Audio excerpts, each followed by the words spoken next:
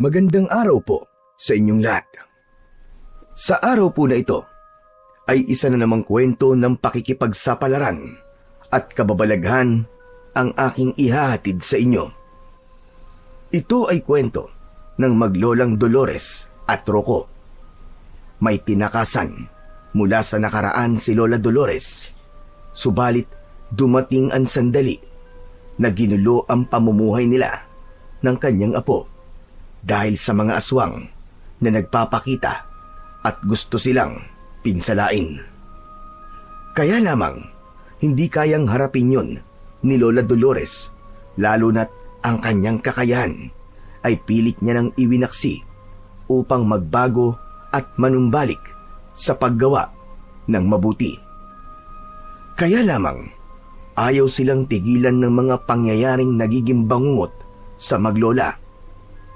Hanggang ang problema na yon ni Lola Dolores ay magkaroon ng kasagutan dahil sa isang diwende na nagbigay sa kanya ng pambihirang bagay na magiging malaking bahagi ng kanilang pakikipagsapalaran. Paano nga kaya magagawang harapin ng maglola ang mga kampo ng dilim na nanggugulo sa kanila? Ano ang isang lihim na madidiskubre ng bata upang makaligtas sa tiyak na kapahamakan? Malalaman po natin ang kasagutan sa kabuuan ng ating tampok na kwento. Ngunit bago po ang lahat, mga idol, huwag po nating kalimutang mag-subscribe at i-hit ang notification bell sa aking YouTube channel na The Voice Addict at Apong Isaak para sa mas marami pang makapigil hiningang kwentong aswang at katatakutan mula sa mundo ng kababalaghan. Umpisahan na po natin ang kwento. Maagang bumangon ng madaling araw na yon si Lola Dolores. Marami siyang dapat gawin. Pagtingin niya sa kanyang apong si Rocco, ay natutulog pa rin ito habang nakabalot ng kanyang kumot. Pambihira! Sarap na sarap pa rin sa kanyang pagkakatulog ang Jasky na ito. Parang walang planong gumising ang lintik para tulungan ako sa pagluluto ng puto na ilalako namin mamaya. Gisingin ko na nga lang para may katulog ako. Nilapitan ni Lola Dolores ang bata. Tinapik niya ito. Mahina hanggang papalakas. Subalit walang reaksyon si Rocco. Naghihilik pa rin. Sarap na sarap sa pagkakahimbing. Bihira talaga. Tulog mantika ang Jasky batang ito. Ayaw pa rin magising. Rocco! Rocco, apo, ano ba? Abay, bumangon ka na dyan. Tulungan mo ako sa pagluluto ng puto para may mailako tayo mamaya. Tsaka hintayin tayo ng mga suki natin. Patuloy sa paghilik ang bata. Lalo pang lumakas na tila enjoy na enjoy sa kanyang panaginip. Mukhang wala talagang planong gumising ang batang ito. Teka, paano ko ba siya magigising? Alam ko na. Tignan ko lang kung di pa siya magising sa gagawin ko. Nagtungo sa kusina si Lola Dolores at may kinuha siya roon. Yun ang gagamitin niya para gisingin ang apong natutulog. Saka bumalik ito sa higaan ni Rocco. Pumwesto siya sa gawing ulunan ng bata upang marinig ng apo ang lilikhain niyang ingay. Pinatunog ng matandang babae ang kanyang hawak na plato at kutsara sa may ulunan mismo ng apong natutulog. Pinaulit-ulit niya yon ng kung ilang beses hanggat hindi nagigising ang apo. Nilakasan pa niya ang nililikhang ingay. Biglang nag-inat si Rocco, sabay bangon na nanlalaki pa ang mga mata. Yon! Kainan na! Kainan na! Lola, ano pong almusal natin? Ayon! Tunog lang pala ng plato at kutsara ang panggising sa iyong lintik na bata ka. Lola, kakain na po tayo, di ba?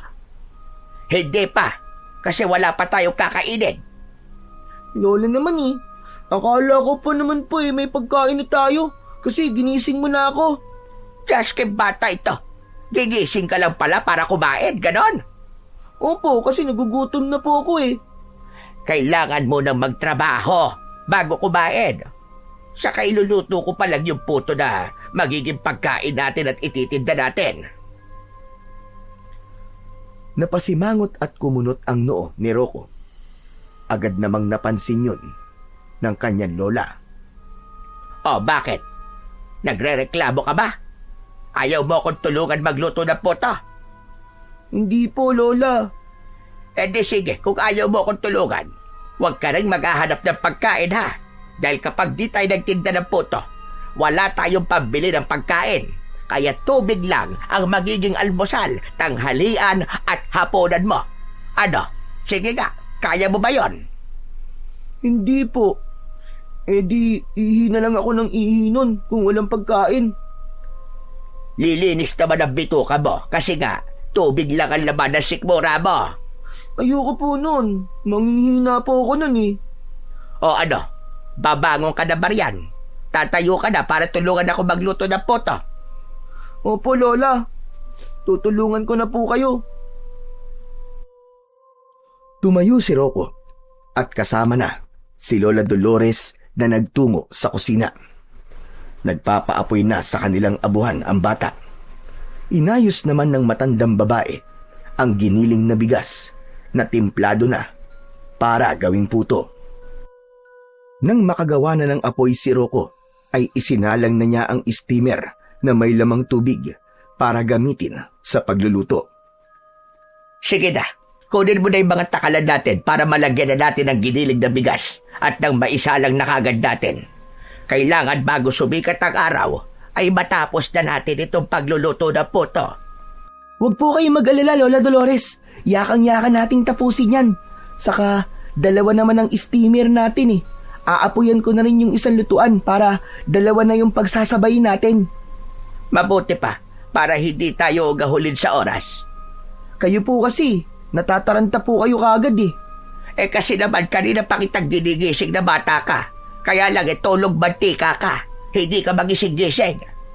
Eh kasi nga po, Lola, ang sarap nga po ng panaginip ko kanina. Masarap ang panaginip ba? Bakit ba?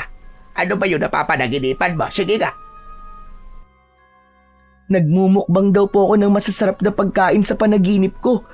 Merong fried chicken, spaghetti, tapos may lechong baboy, tapos meron ding cake tsaka ice cream, tapos meron pa pong pansit, tapos meron pong mga lechong kawali sa ibabaw. Ang sarap! Tsaka meron din pong maraming prutas na paborito ko. Nako! Nakakaumay naman pala ang panaginip mo na yan. Ano po bang nakakaumay dun? Ang sarap nga po eh. Kaya lang, bigla ako nalungkot kasi nung lalantakan ko na, nung mumukbangin ko na, bigla na lang may tumunog na kampana. Tapos 2 oras para kumain. Yung pala, kayo ang may kagagawan nun. Pinatunog nyo sa tenga ko ang pinggan tsaka kutsara. Kayo talaga, Lola oh. Kasi nga, para magising ka. Nagising nga ako. Kaya lang, hindi naman ako nakakain. Kaya gutom na gutom ako pagising ko eh. Kaya nga, tatapusin na natin ang pagluluto nitong puto para mamaya pwede ka na rin kumain. Puto na naman po ang almusal ko. O bakit nagrereklamo ka na ba? Kung gusto mo, huwag ka na lang kumain. Madali lang naman yon. Joke lang po pala, Lola. Siyempre, kakain pa rin po ako ng putong luto nyo. Ang sarap kaya ng puto nyo, Lola. Pati nga, hininga at utot ko, amoy puto na eh. Puro ka talaga kalokohan. Sige na. Isalang mo na yung nasa takalan para maluto na yan. Sumunod na si Rocco sa kanyang Lola Dolores. Tinapos nila ang pagluluto ng puto hanggang bago pa sumikat ang araw. Nang matapos sila, ay naghanda naman ang dalawa upang ilako ang kakanin na kanilang niluto. Sakto lang ang tapos nila. Nag-uumpisa pa lang sa pagsikat ang araw, kaya madadalhan nila ang kanilang mga suki. Inilagay na ni Lola Dolores sa bilao at basket na kanilang gagamitin sa paglalako ang nilutong puto nang makarinig sila ng bagay na bumagsak sa likod ng kanilang bahay. Malapit yun sa kanilang kusina. Hala Lola, ano yun? Parang may bumagsak galing sa itaas ah. Baka isa sa mga alaga nating manok, Apo. Malabang, meron na namang may sakit at bumagsak mula sa pagkakadapo sa puno. Doon, sa likod ng bahay. Lola, katayin na lang po natin. Sayang kung mamamatay lang eh. Hindi magandang katayin ang manok na may sakit. Mamaya niyan tayo naman ang magkasakit. Sandali lang po Lola. Titignan ko lang po kung ano po ba yung bumagsak sa likod ng bahay natin. O sige, buti pa nga. At ako na tatapos dito mga puto na inilalagay ko dito sa bilao. Lumabas ng bahay ang bata at dumaan ito sa pinto na nasa kanilang kusina. Agad siyang tumingin sa puno na dinadapuan ng kanilang mga alagang manok. Subalit wala naman siyang nakitang bumagsak na manok. Kaya naman, iginala ni Rocco ang kanyang paningin sa buong paligid. Ngunit wala pa rin siyang nakita. At dahil wala ngang nakita na kahit na ano ang bata, kaya nagpasya na siyang bumalik sa loob ng kanilang bahay. Pero ganun na lamang ang kanyang pagkagulat nang biglang humarang sa daraanan niya papasok ang isang puting pusa. Subalit namumula ang katawan dahil basa ng dugo ang katawan ng hayop. Hala, ano nangyari sa'yo Muning? Bakit puro dugo ang katawan mo? Dadamputin sana ni Rocco ang pusa nang bigla itong tumakbo papalayo.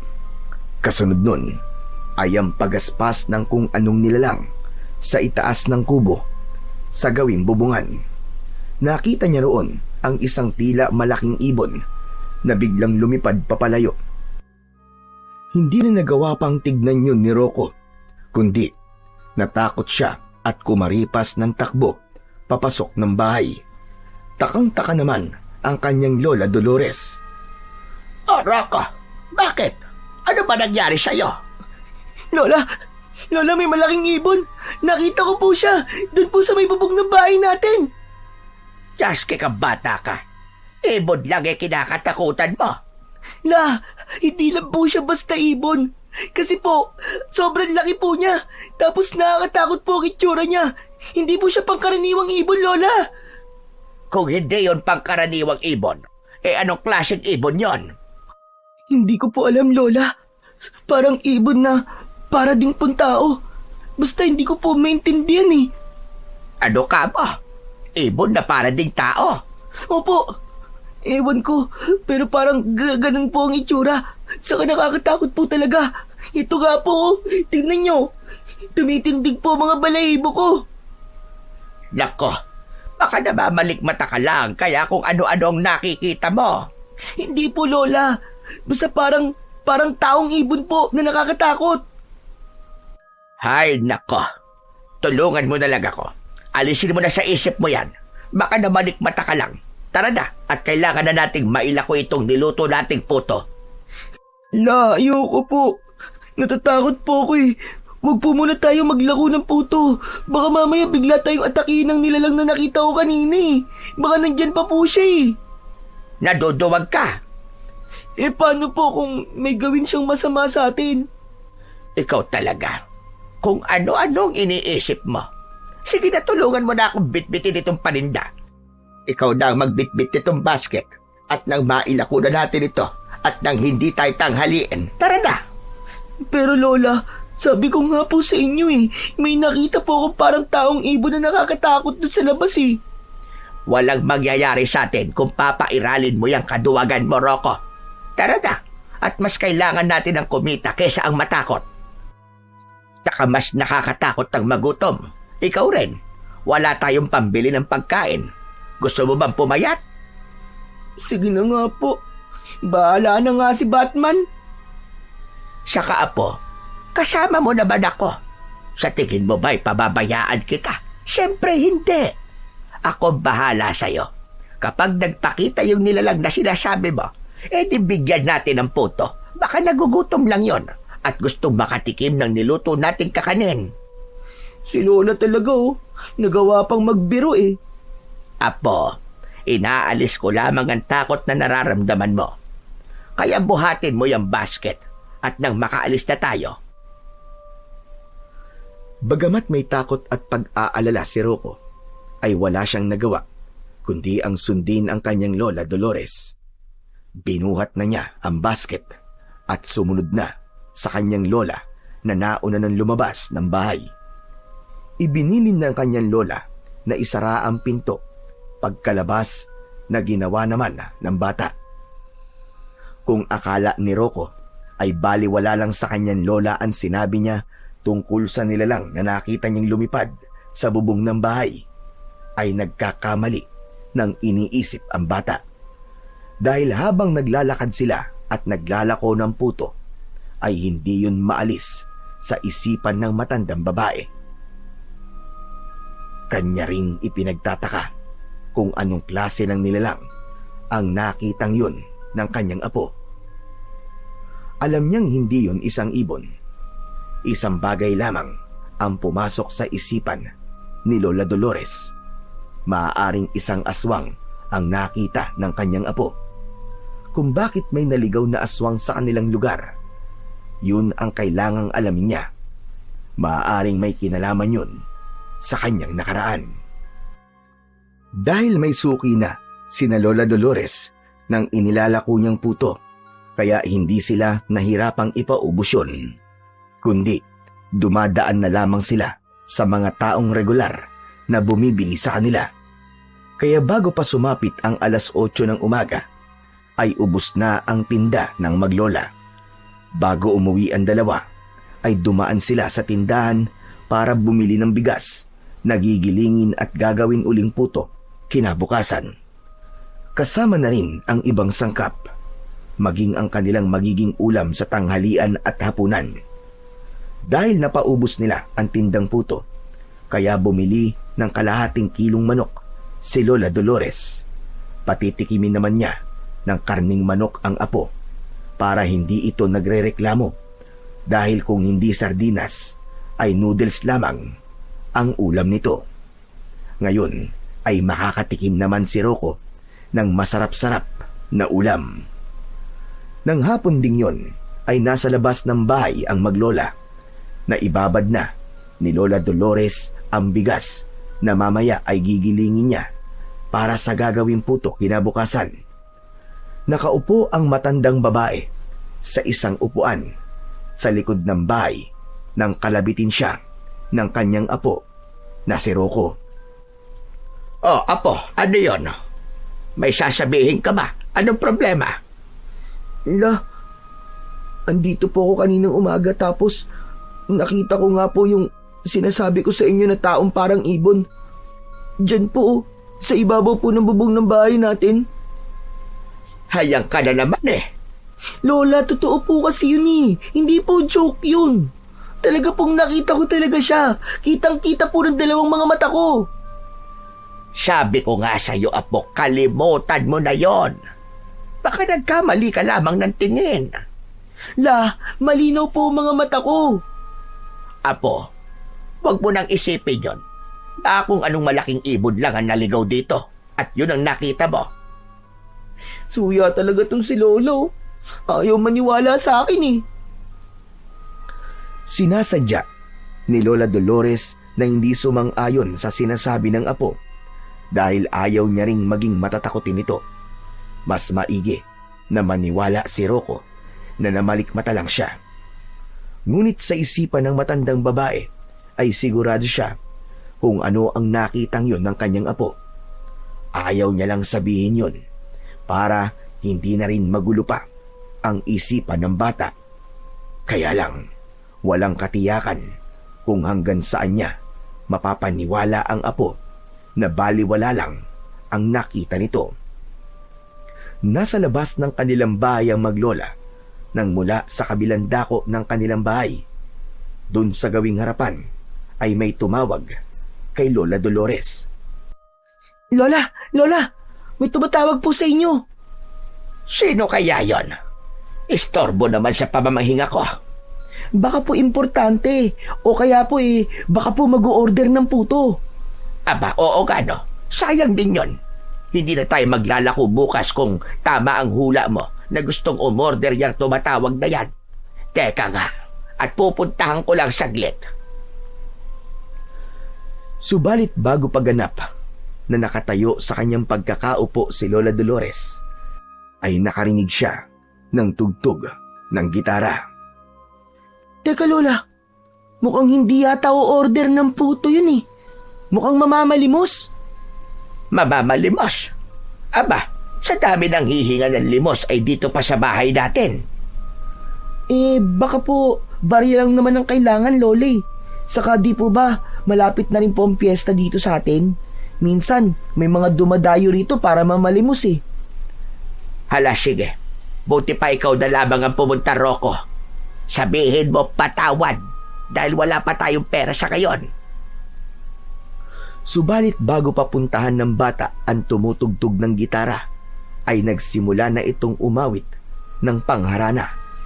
Nanlaki ang mga mata at napakunot pa ang noo ni Lola Dolores nang marinig ang liriko ng awit na kinakanta ng lalaki dahil isang lumang awitin ito na pangharana.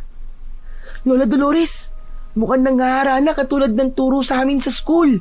Saka, napapanood ko po sa mga pelikula yung ganyan eh. Yung lalaki po na umaawit para sa babae.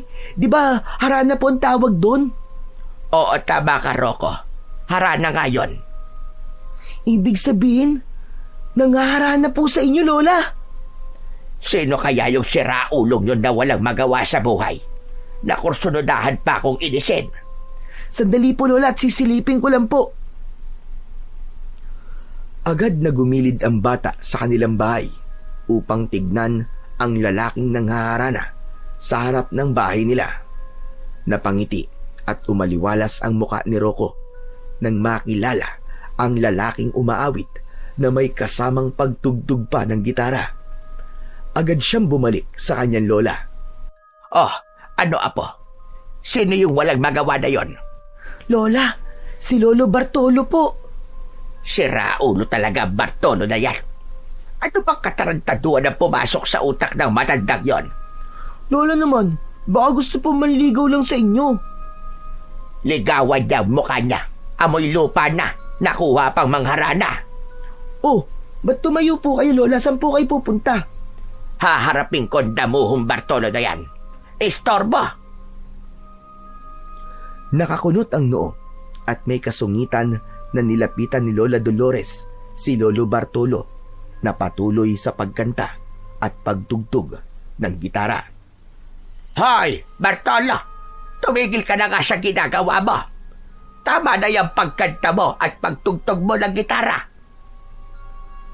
Tila wala namang narinig si Lolo Bartolo, kundi pinag-igi pa ang pagkanta at pagtugtog niya. Kaya naman, lalong nairita ang matandang babae. Tinaasan niya na at nilakasan ang boses. Saka palang huminto sa kanyang ginagawa si Lolo Bartolo. Ikaw talaga, Dolores. Ang init-init palagi ng ulo mo. Bakit ba? May dalaw ka ba at sobrang init ng ulo mo? Parang gusto mong manakit eh. Oo, tama ka. Gusto na kitang saktang buwisit ka. Istorbo ka. Ano bang kasalanan ko sa'yo at galit na galit ka? Pinag-igi ko naman ang pagkanta at paggitara. Bakit? Hindi mo ba nagustuhan? Hindi. Kundi sumakit ang tenga ko. Naiingayan ako. Ay, nako. Baka sabi mo lang yan. Pero ang totoo, kinikilig ka sa pangangarana ko sa'yo. O diba, umaming ka. Hoy, Bartolo. Hindi na uso sa akin yung kilig-kilig na yan. Hindi na ako kinikilig sa ganyan. Kundi, sa pag-ihi na lamang ako kinikilig. Hindi ako naniniwala. Saka, alam kong may asim ka pa, Dolores. Kaya nga nandito ako ngayon. Kung ano man yung kalokohang naiisip mo, tumigil ka ng matanda ka dahil nagsasayang ka lang ng oras mo. Wala akong panahon sa mga ganyan-ganyan. Istorbo! Dolores, huwag ka namang ganyan. Ayaw mo ba't sumaya uli? Ayos na ang buhay ko, lintik ka. Kaya umalis ka na. At huwag ka nang babalik dito para istorbohin ako, buwiset! Basta, kahit ano pang sabihin mo, Dolores, uulitin ko tong ginagawa kong pangarana sa'yo at walang makakapigil sa akin. Sige, subukan mong ulitin at may paglalagyan ka sa akin. Bakit? Saan mo ko ilalagay? Diyan ba sa puso mo? Ay, papapasukin mo ko dyan sa dibdib mo, ganun ba? Tumigil ka, bastos! Nabuburo ka na sa akin. Basta, sabi ko nga sa'yo, uulitin ko itong pangarana ko hanggang sa tanggapin mo na ang pag-ibig ko. Eh di manigas ka at bahala ka sa buhay mo, buwiset! Tinalikuran na ni Lola Dolores si Lolo Bartolo at pumasok na ito sa bahay. Samantala, naiwan naman sa labas si Rocco na malaki ang pagkakangiti sa matandang lalaki. Ayos na ayos kayo, Lolo Bartolo. Talaga, Rocco? Okay lang sa'yo. Naharanahin ko ang lolo mo. Opo, ang galing nyo nga po, Lolo Bartolo eh. Ang ganda-ganda po ng boses nyo. Muntik na nga akong antukin sa lamig ng boses nyo eh. Kaya lang, ayaw naman ng lola mo eh. Galit siya sa akin. Umiinit ang ulo niya. Naku lo, wag po kayong maniwala doon. Pautot lang ni Lola yun, kunwari lang yun. Talaga? Opo, naggagalit-galitan lang yun si Lola. Saka wag po kayong mag-alala. Akong bahala sa inyo. Sagot ko kayo. Ilalakad mo ko sa lola mo, ganun ba? Oo naman. Pero ang lagay be, ganun-ganun na lang. Bakit? Ano bang gusto mo?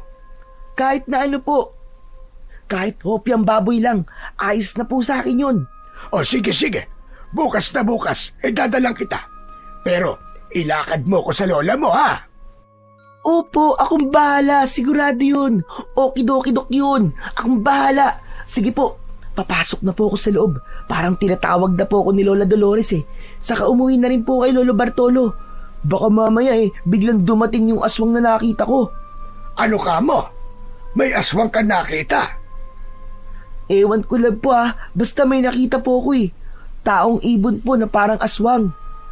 Aba, baka nga aswang yon. Di ibig sabihin, kailangan yon tulong ko. Ano po? Kayo po ang harap sa aswang kapag nagpakita siya, ganun po ba? Oo naman. Para sa Lola Dolores mo, handa akong harapin ang kahit na anong aswang. Biglang nagulat si Rocco sa pagsigaw ng kanyang Lola Dolores. Naku po, sige na po Lolo Bartolo. Tinatawag na po ako ng aswang ni Lola Dolores ko pala. Papasok na po ako sa bahay. Pero yung sabi nyo yung pinangako yung hopyang baboy hihintayin ko po yung bukas Pumasok na sa loob ng bahay si Rocco. Masama ang tingin sa kanya ng kanyang Lola Dolores. Ikaw na bata ka. Ba't ang tagal-tagal mo pumasok? Ano pag ginawa mo sa labas? Nag-usap lang po kami ni Lolo Bartolo. Ano na ba pinag-usapan nyo? Wala po kung ano-ano lang po. Kabata-bata mo marunong ka na makipagkismisan. Lola, nag-usap lang naman po kami. Pero Lola, may tanong po ako sa inyo. Ano naman yon? Ba't naman kayo nagalit kay Lolo Bartolo? Mabait naman po siya. Nakita mo yung ginawa niya, di ba? Nanliligaw ang hinayupak. Pwede naman po kayong ligawan, di ba? Kasi wala naman po kayong asawa. Saka, pwede ko po maging totoong lolo si Lolo Bartolo pag nagkataon. Lokong bata ka. Kung ano-ano sinasabi mo. Saka sabi po niya, handa niya po kayong protektahan. Saan daw niya ako po protektahan, Aber? Sa aswang. Sabi ko po kasi, may naligaw po na aswang dito sa atin, nakita ko. Ikaw talaga na bata ka. Ang tabil mo talaga. Saka sabi ko nga sa'yo, wala lang yun nakita mo. Na malikmata ka lang. Pero Lola, totoo po talaga yun. Kaya nga kung hindi po yung taong ibon, tsak po ko na aswang yun eh. Kaya lang, bakit kaya may gumagalang aswang dito sa lugar natin, no? Ano po kaya ang plano niyang gawin? Buong akala ni Lola Dolores ay napaniwala na niya si Rocco na baliwala lang ang nakita nito nung nakaraang araw. Kaya lamang, Tumatak na pala sa isip ng bata na isang aswang ang nakita niya. Ito na lamang ang nasabi ni Lola Dolores sa kanyang isipan. Ang pagsulpot ng aswang na yon na nakita ng apo ko ay hindi nagkataon lamang. Natitiyak ko yon. May mahigpit na dahilan ang pagdating ng aswang. Napabuntong hininga si Lola Dolores dahil alam niya sa sarili niya na may rason ang pagkakaroon ng aswang sa kanilang baryo at pagpaparamdam ito sa kanilang maglola. Samantala, kinabukasan, sa bahay ni Lolo Bartolo ay abala siya sa pagtutulis ng kawayan. Gagawa siya ng ilang sandatang kawayan para sa nasabing aswang. Nais ipakita at panindigan ni Lolo Bartolo ang naging pangako niya kay Rocco na siya ang bahala sa kanilang maglola. Handa niyang protektahan ng mga ito laban sa gumagalang aswang sa baryo nila. Kaya naman, nang sumapit ang gabi, ay dumating si Lolo Bartolo sa may bahay ni na Lola Dolores na dala ang sulo at ilang kawayang buo na may tulis. Nagtataka naman ang matandang babae nang makita ang pagdating ni Lolo Bartolo. O ano? Ano kailangan mo dito, Bartolo? Ay dala ka pansulo. Manununog ka ba ng bahay, ha? Dolores, tanglaw ko ito para makita ko ang aswang na yon. Ano ka mo? Anong aswang? Nabanggit sa akin ni Rocco, kaya nandito ako para bantayan kayong dalawa. Pati ikaw ay nagpapaniwala kay Rocco. Bata yon. Dolores, bata nga si Rocco, pero alam kong hindi siya nagsisinungaling. Saka nakikita mo siguro may dala akong matutulis na kawayan. Saka eto, may kwintas rin akong bawang. Ay siya nga pala, ibibigay ko sa itong isang kwintas na bawang para maging proteksyon mo. Mukha ka nang nababaliw, Bartolo. Alam mo ba yon? Sandali nga lang, Dolores. Kailan ba naging kabaliwan yung hangarin ko ang kaligtasan ng kapwa ko, lalo na ng taong mahal ko? Hoy, Bartolo. Huwag ka nang magpakaromantiko dahil hindi bagay sa'yo. O ayan ka na naman. Umiinit na naman ang ulo mo. Bakit ba? Wala ka na ron. Bakit kasi para kang asong umaangil kagad? Pwede namang kumalma ka lang. Makulit ka kasi masyado eh. Nakakagigil ka. Sabi ko nga, nandito ako para walang masamang mangyari sa inyo ni Rocco. Yun lang naman. Ayos lang kami, Bartolo.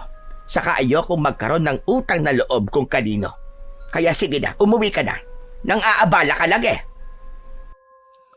Nasa pagtatalo ang dalawang matanda nang makarinig sila ng pagaspas ng mga pakpak ilang metro mula sa kinaroroonan nila. Halos sabay pang napatingala ang mga ito. Ano yon? Parang may malaking ibon na lumipad. Naku po, wag naman sana. Hindi kaya yun yung aswang na sinasabi ni Rocco? Huwag kang mag-alala, Dolores. Akong bahala sa'yo. Hindi ko aatrasan ang aswang na yan. Patay kung patay. Matira sa amin ang matibay. Mag-iingat ka, Bartolo. Teka, sandali lang. Tama ba narinig ko? Sinabi mong mag-ingat ako. Ibig ba sabihin nagmamalasakit ka rin sa akin at ayaw mo mapahamak ako, ganun ba? Siyempre naman, kalugar kita. Kaya ayokong may mangyari sa'yo. Pero bakit? Kailangan ko pa bang sagutin yan? Bihira naman. Abay oo, sagutin mo. Kasi, wala akong pampagamot sa'yo kapag may nangyaring masama sa'yo. O kaya'y wala akong magagastos para ipalibing ka. Aray naman, ba't ganun kagad ang iniisip mo? Patay kagad. Patuloy sa pagtatalo ang dalawang matanda na nasa labas ng bahay nang marinig nila ang sigaw ni Rocco na nasa loob ng bahay. Ako po, ang apo ko. Ano nangyari doon? Baka may kumuha sa kanya. Patakbong pumasok ng bahay si Lola Dolores at nakasunod naman si Lolo Bartolo na nag-aalala rin sa malakas na sigaw ni Rocco. Nang pumasok sila ng bahay, ay kitang-kita nila na hinahatak ng aswang ang bata. Subalit hirap na hilahin si Rocco dahil nakahawak ito sa isang kahoy sa loob ng bahay. Hayop kang aswang ka! Bitiwan mo ang bata! Maawa ka sa apo ko. Pakawalan mo siya. Ngunit tila walang naririnig ang aswang at nakikipagmatigasan. Pilit na hinihila si Rocco. Lola Dolores! Lola Bartolo, tulungan niyo ako! Tulungan niyo po ako! Papatayin ako ng aswang na to! Iniumang ni Lolo Bartolo ang kawayang buho na may tulis. Subalit sumigaw si Lola Dolores. Huwag mong gagamitin yan, Bartolo. Baka tamaan ng matulis na kawayan ng apo ko. Ibinaba ni Lolo Bartolo ang may tulis na kawayan at agad na tinanggal sa liig ang suot niyang kwintas na bawang. Saka bumuelo ito upang ihagis sa aswang na humihila kay Rocco. Humanda ka! Hetong sayong aswang ka! Sakto ang pagkakahagis ng kwintas na bawang sa ulo ng aswang. Kaya lamang, dahil malaki ang ulo ng aswang, hindi yun pumasok sa ulo nito, kundi sumabit lang sa malaki at patulis na tenga. Biglang lumikha ang usok ang bawang na kwintas nang mapadikit sa tenga ng aswang. Hindi naman yun magawang hawakan ng halimaw dahil napapaso siya. Kaya walang tigil sa pagsigaw at tila nagngangalit. Dahil sa mainit na pakiramdam at pagkataranta ay nabitiwan ng aswang si Rocco. Kaya nang makawala ang bata ay mabilis na tumakbo yun papalapit sa kanyang Lola Dolores. Umiiyak sa takot ang bata. Lola! Lola, gusto po ako kunin ng aswang! Papatayin niyo po ako! Hindi na apo, ligtas ka na. Huwag ka nang umiyak, tahan na. Di ba sabi mo matapang ka? Kaya tama na ang pag-iyak. Akala ko po kasi makukuha na po ako ng aswang eh. Samantala, dahil sa nagiinit na pakiramdam ng aswang na patuloy sa pag-usok dahil sa kwintas na bawang, ay patuloy ito sa pagwawala. Nakita ni Lolo Bartolo ang pagkataranta ng aswang, kaya agad niyang hinagilap ang matulis na kawayang kanina lamang ay kanyang binitiwan. Nagmamadaling dinampot yun. Mabilis na pag-asinta ang ginawa nito at buong lakas na inihagis papunta sa katawan ng aswang. Bago pa nakaiwas ang aswang, ay bumaon na sa katawan nito ang mahabang kawayan. Todas ka ngayong aswang ka! Wala ka nang kawala! Patay ka na ngayon! Lalong nagwala ang halimaw dahil sa pagkakatuhog ng kanyang katawan. Pilit niyang inaalis ang kawayan sa kanyang katawan. Kaya lamang, hindi niya yun kaya. Nanghihina na rin ito dahil ang bawang ay di na matanggal at dumikit na sa katawan ng halimaw. Saglit pa ay unti-unting naagnas ang halimaw at mula sa naaagnas na katawan nito ay biglang may lumitaw na maliit na itim na ibon at mabilis itong lumipad papalayo. Lola Dolores, ano po yun? May maliit na ibon na lumabas mula sa naaagnas na katawan ng aswang. Ang munting ibon na yon ay nagtataglay ng itim na espiritu ng aswang. Umalis na siya sa naaagnas na katawan. Saan po pupunta ang maliit na ibon na yun? Hahanap siya ng bagong katawan na mapapasukan. Tapos, magiging aswang din po siya, ganun po ba? Tama ka, apo. Isa sa paraan yon ng aswang upang magpatuloy ang kanilang lahi. Papasa-pasa at palipat-lipat sa iba't ibang katawan ng maliit na ibong itim na siyang itim na espiritu ng mga aswang. Samantala, lumapit na si Lolo Bartolo sa maglola at ipinakita ang kanyang pag-aalala. Kumusta na kayo ni Rocco Dolores? Okay lang kami, Bartolo. Lolo Bartolo, maraming salamat po sa inyo Sabi ko naman sa iyo, di ba Rocco? Ako ang bahala sa inyo ng lola mo. Hindi ko kayo pababayaan. Kaya nga po kahit delikadong harapin ng aswang, hindi po kayo natakot. Para sa kaligtasan nyo ng Lola Dolores mo, ay gagawin ko ang lahat kahit buhay ko pa ang maging kapalit. Nako po, haya na naman. Dumali na naman ito si Bartolo. Ano yan? Hugot ba ang tawag dyan? Kahit na ano pang tawag dyan, Dolores, bahala ka na mag-isip. Basta, totoo ang lahat ng sinasabi ko sa'yo. Pero salamat na rin sa'yo, Bartolo. Alam kong hindi madali ang ginawa mo na yon. Grabe, ang tapang po pala ni Lolo Bartolo, no? Lola Dolores? Hayaan mo, Bartolo. Siguro darating din ang araw na magagantihan ko itong ginagawa mong pagliligtas sa amin ng apo ko. Dolores, sapat na sa akin na tanggapin mo ang pag-ibig ko sa'yo. Naisingit mo na naman yan. Maraming aswang pa ang pwedeng dumating. Kaya alam kong kailangan mo pa rin ang tulong ko. Teka, paano mo nalaman na may iba pang aswang na darating? Magsabi ka nga, Bartolo. Baka mamaya kalahi mo pala sila at nagkukunwari ka lang, Dolores naman, ano ba sinasabi mo, pambihira ka? Saka kung kalahi ko sila, hindi ko sila papatayin. Malay ko ba kung pakana nyo lang yon para nilangin kami ng apo ko? Ano ka ba naman, Dolores? Hindi nila ako kauri. Gaya mo ay pangkaraniwang tao rin ako. Pero, hindi tayo tao. Ang gulo mo rin kausap, Bartolo. Ano ba sinasabi mong hindi tayo tao? Kung hindi tayo tao, ano tayo? Hindi tayo tao, Dolores. Dahil bagay tayo. Boom! Ang tindi mo talaga, Lolo Bartolo. Lodi na talaga kita. Ang husay ng pagkakabanat mo na yun, Ay, nako. Kaya tayo pinupunta ng aswang dahil sa kakordehan mo, Bartolo. Manong umuwi ka na nga. Salamat na lang uli sa pagliligtas mo sa aking apo. O basta, andito lang ako palagi, aking Dolores. Handang maglingkod sa'yo. Magpakailanman. Bago tuluyang tumalikod si Lolo Bartolo, ay nagpakawala pa ng flying kiss ang matandang lalaki. Kaya lamang, biglang yumuko si Lola Dolores. Lola, ano pong ginagawa nyo? Ba't yumuko po kayo? Hindi mo ba nakita na nagpadala ng flying kiss ang damuho na yon?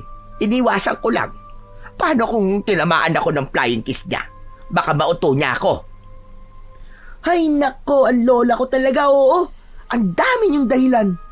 Mabait naman po si Lolo Bartolo pero pinapahirapan niyo pa. Kayo talaga. Apo, ganun talaga. Saka hindi ako babaeng kalad ka rin at madaling makuha. Kaya pahihirapan ko muna yung si Bartolo kung talagang seryoso siya. Di sige po, kayo pong bahala. Pero sana lang, hindi pa huli ang lahat. Napakunot ang noo at napailing na lamang ang batang si Rocco dahil hindi rin siya pabor na pahirapan pa ng kanyang Lola Dolores si Lolo Bartolo na sa tingin naman niya ay napakabait at mahal ang kanyang lola. Yun nga lang, wala siyang magagawa para pangunahan ang ibig mangyari ng kanyang Lola Dolores. Malalim na ang gabi pero hindi pa rin makatulog si Lola Dolores.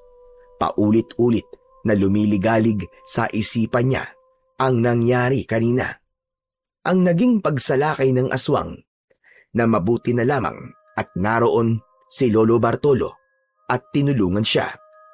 Kanina ay tila sinisisi ni Lola Dolores ang matandang lalaki na baka may alam sa naging pagsalakay ng aswang.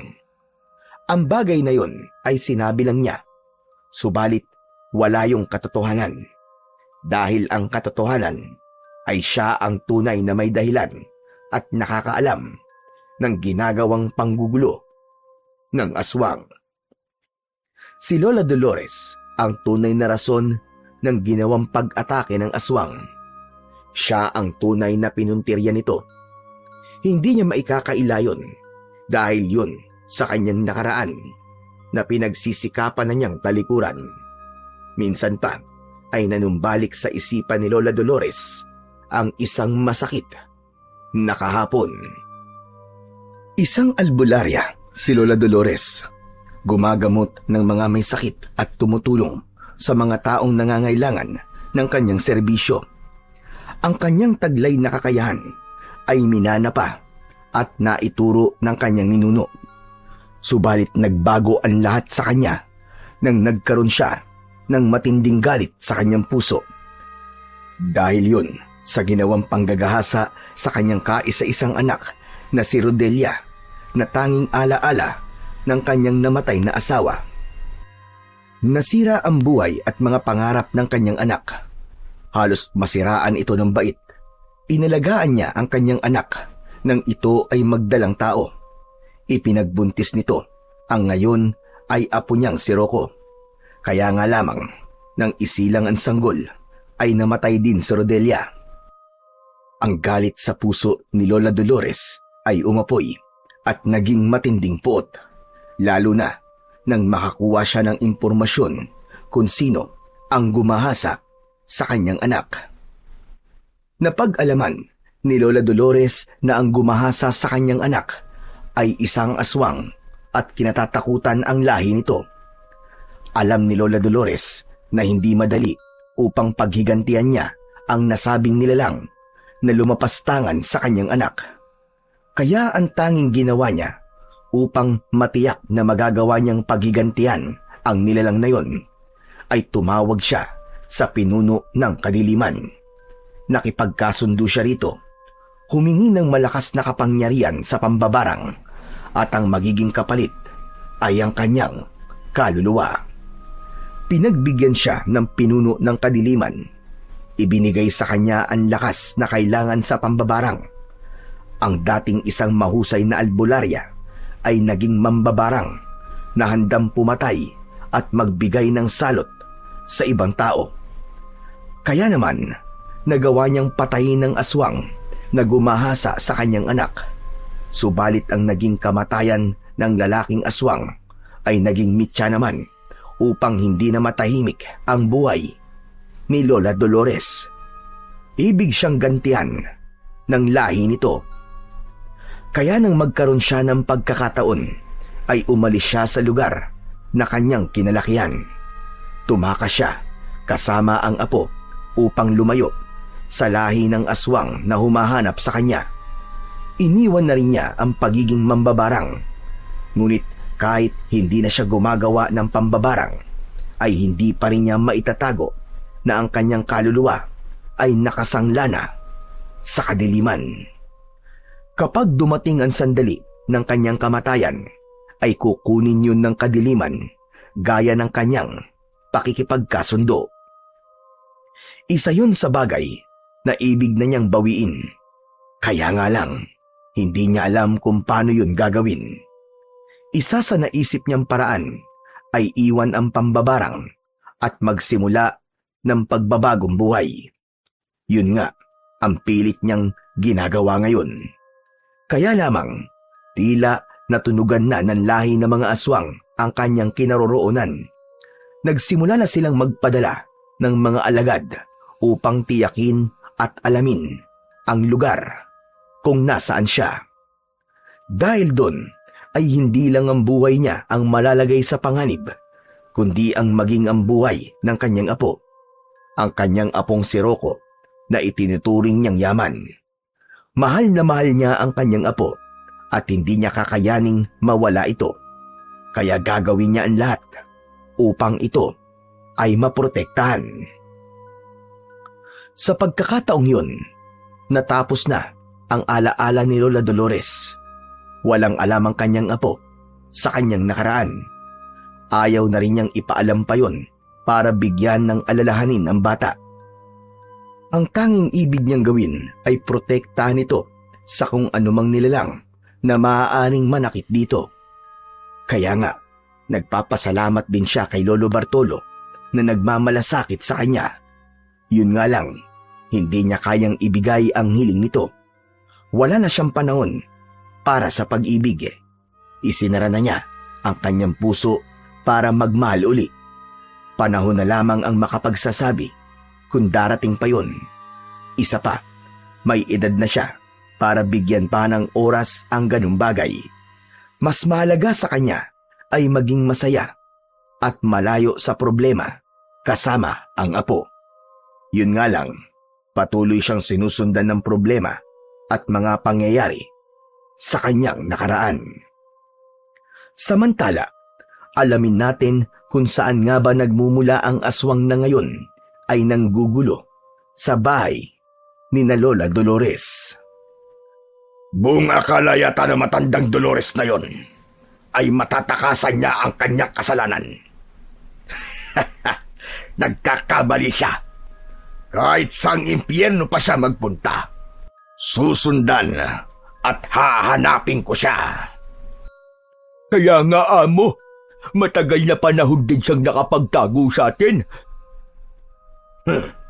Pero nakakalimutan niya, darating din ang takdang panahon para matagpuan siya. Amo, ano bang plano niyo? Hindi na dapat patagalin pa. Kailangan niya ng pagbayaran ang malaki niyang kasalanan. Siya ang pumatay sa kakambal ko at isinusumpa ko sa bangkay ng kakambal kong si Romano. Nabibigyan ko ng katarungan ang sinapit niya. Pero pinuno, pambihira ang taglay na barang ng matandang si Dolores, di ba? Kung bigay man yun ng kung sinong hari ng kadiliman, alam kong mahihigitan ko yun. Kung sa bagay, mas papaboran ka ng hari ng kadiliman dahil friends kayo nun, di ba? Oo naman. Marami siyang iniutos sa akin na sinunod ko. Kaya alam kong hindi siya makakatanggi kapag ako naman ang humilig sa kanya. Si Romero ang kakambal ng aswang na pinatay ni Lola Dolores gamit ang kanyang pinakamalakas na barang na bigay ng hari ng kadiliman. Kaya naman, gagawin nila ang lahat para singilin ang matandang babae sa naging kasalanan nito sa kanilang lahi. Gaya ng nakagawian, muling gumising ng madaling araw si Lola Dolores para minsan pa ay magluto ng puto na ilalako pagsikat ng araw. Hindi naman nahirapan ng matanda na gisingin si Rocco. Pupungas-pungas pa ito at agad na bumangon para tulungan ang kanyang lola. Sige po, ako na po magbabantay dito sa nakasalang na puto, Lola. Mabuti pa nga at huhugasan ko muna itong mga gamit natin para hindi nakatambak dito sa banggerahan. Lola, sana po wala na pong dumating na aswang. Hindi natin sigurado, apo. Lola, bakit parang tayo yata ang favorite ng punta nung aswang na yun? Wala kasi ako nababalitaan na pumupunta rin sila sa ibang bahay eh. Baka nga, mas mabango ang dugo natin kesa sa mga kapitbahay natin, kaya ganon. Lola naman eh, seryoso ako eh. Hindi ko rin alam, apo, kung bakit ganon. Gustong panindigan ni Lola Dolores na wala siyang sasabihin na kahit na ano sa kanyang apo. Hindi na niya kailangang ipaalam na siya ang tunay na rason ng pagpapakita ng aswang. Ipinagpatuloy ni Rocco ang pagluluto ng puto, samantalang naging abala naman si Lola Dolores sa paghuhugas ng mga gamit sa kusina. Maya-maya pa ay nakarinig sila ng kaluskos sa likod ng kanilang bahay. Medyo madilim ang paligid nun. Naging maramot ang buwan para magbigay ng konting liwanag. Napahinto si Lola Dolores sa kanyang ginagawa. Napatingin naman si Rocco sa kanyang lola. Lola, ano po yun? Hindi ko rin alam, apo. Hindi kaya may aswang na naman dumating, Lola? Mahabagin langit. Talagang hindi yata tayo titigilan ng mga lintik na yan. Lola, nakita ko po yung ginamit ni Lolo Bartolo dun sa aswang. Di ba, bawang lang naman yun? Bakit? Anong plano mo, apo? Hahagisan ko po ng bawang yung aswang. Kaya lang, ubos na pala ang bawang natin eh. Hindi ka na natatakot sa aswang? Hindi na po, Lola. Sabi niyo po sa akin, kailangan maging matapang ako, di ba? Tama yan, apo. Pero dahil wala na tayong bawang, Asin na lang ang gamitin natin. Maaari din ang asin. Marami pa tayong asin. Agad na dinampot ni Rocco ang garapon ng asin. La, tara na po. Puntaan natin sa labas yung aswang. Tsak, uusok din siya kapag sinabuyan natin ang asin. Sige, Apo. Para malaman ng aswang na yan na hindi tayo natatakot sa kanya. Magkasamang lumabas ang maglola. Bagamat nababahala si Lola Dolores, pero kailangang ipakita niya sa kanyang apo ang katapangan kung paano harapin ang aswang. Nagpalinga-linga sila nang makalabas ng pinto ng kusina. Lola, ayun po siguro yung aswang, oh. Nakuha pa niyang magkubli sa puno. Akala niya yata, malilin lang niya tayo. Lola, nakadakot na po ako ng asin. Akin na ang garapon. Dadakot din ako. Tapos dahan-dahan tayong lalapit sa aswang na yon na nagtatago. Plano siguro tayong lansihin pa bago atakihin. Tara, Lola, lapitan na po natin. Pagkasabi kong saboy, isaboy mo kagad ang dakot mong asin, hane? Opo, ready na po ako. Dahan-dahang lumapit ang maglola sa nakita nilang nagkukubling aswang. Nang magbigay ng hudyat si Lola Dolores, ay sabay nilang isinaboy ang asin sa nakita nilang nilalang na nagkukubli sa likod ng malaking puno. Subalit hindi umusok ang katawan nito, kundi nagtatatalon lamang. Nagtaka ang maglola, lalo na nang makilala nila kung sino ang nagkukubli na yon sa may puno. Naku naman, Dolores! Pabihira ka! Rocco, ba't nyo naman ako sinabuyan ng asin? Anong akala nyo sa akin? Isdang inadaing? Muntik nang malagyan ng mga mata ko!